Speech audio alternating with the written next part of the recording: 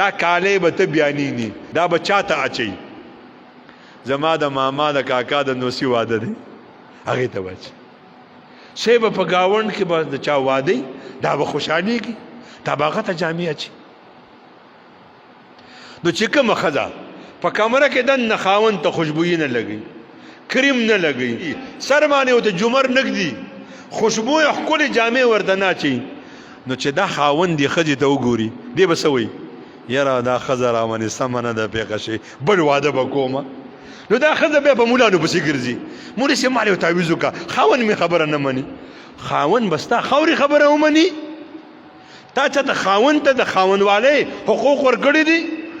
یو سړي واده وکړو ښځې ورته نه کریم اچول نه ورته پوډر لګول نه ورته خوشبويي لګوله داسې د خولو بوی تېته څښا جامې ورته اغوستې وي خاوند ته وایي چې زه دا مخ چا چاته ښیم هغه چې ورته وکتې ما ته یې مخ نور چا چاته ښی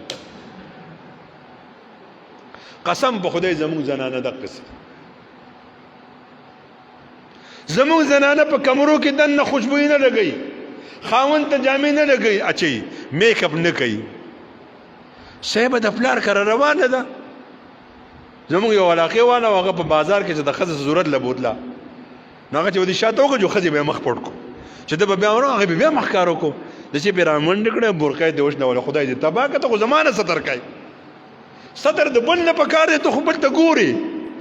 نن زموږ د معاشرې څه اصول دي ښځه تلې ده سودا کوي دا شی به څو دی دا به څو دی دا به څو دی داسې سودا کوي چې هغه وله سودا ورکړي دا ودي څو پیسې شوې دا ورته مخ کاره کړي دا د دې دپاره مخ کاره کوي چې زما دې مخ ته دا دکاندار وګوري او ما لږ ریټ کم ولګي په داسې معاشره کې ما او تا پاتې کېږو او بیا مونږ وایو مونږ ته سکون نشته خاورې به مونږ ته سکون راشي رسول الله صلی الله علیه وسلم فرمایي کومه زنانه چې صرف 5 منځونه کوي د یوې میاشتې روجې نیسي د خپل خاوند خبره مني د خپل خاوند په امانت کې چې د دې بدن د دې سره امانت دی او مال امانت دی په دې کې خیانت نه کوي نو چې د جنت په کومه دروازه دا غواړي داخله دي شي پوهیږئ زما په خبرو پوهیږئ 5 منځونه کوي د یوې میاشتې روجې نیسي د خاوند خبره مني او د خاوند په امانت کې خیانت نه کوي نن لاړ شئ خپلو میندو خویندو ته وګورئ خپلو ښځو ته وګورئ لکي خدمونه کوي سی به دا راته چا ویلی دی دا لا اله الا الله سی به دا به 2 لکه پیرې وای سی به مسلې اشارې کړي وی سولولي سی به روجې نیسي خاون ورته حکم کوي دا نه مني د خاون حکم څه دی چې په تناره ولاړی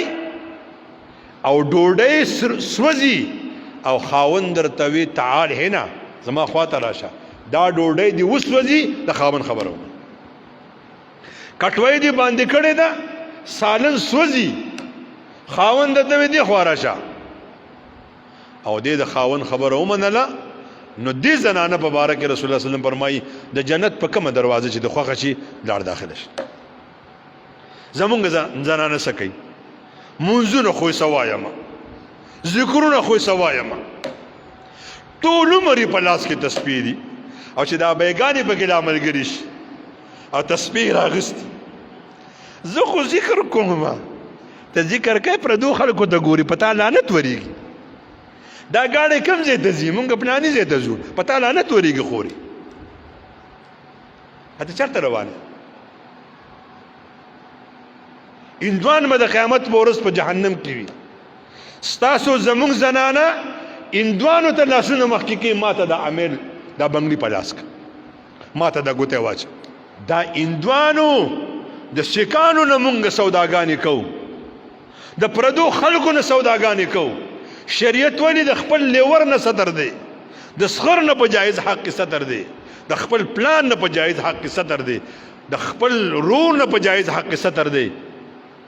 مونږ زنانه مونږ څه وایو زنانه په سودا ډېرې پوهېږي مه کوئ داسې زمونږ ابایګانې څه وایي جینکۍ به واده نه لاړې شي خوشحاله به شي جینکۍ واده نه ولېږه فتنه به راوړي ابی ته ولې لاړه شه واده له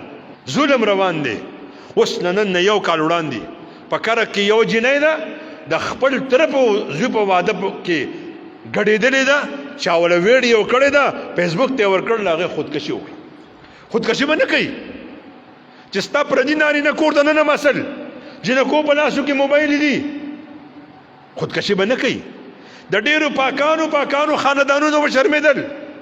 خودکشي به نه کوي بیا پنځه منځونه سیرب کوه خورې خو د خاون خبره منه خاون ورته وایي دې واده له به نه ځي ځم به خاون وایي د کوره به نه وځي دا چې پوه شي چې خاون مې ووته دی بس بیک راغستی روانې ته به جنت ته لاړه شي رسول الله سلم فرمایي چې د هغه په مال کې او په خپل نفس کې خیانت نه کوي دا علما ناست دي کومه زنانه چې بار اواز یې واورېدو چې زما د زوی چا سره جنگ دی زما خاون چا سره خبرې تیزې کړي دا به ورته په چوت کې نه ګوري خاون به قد چت وي دې ته به بد ښکاره شي خاون به تور رنګې وي دې ته به بد ښکاره شي خاون شکل کې به څه قباحت وي دې ته به بد ښکاره شي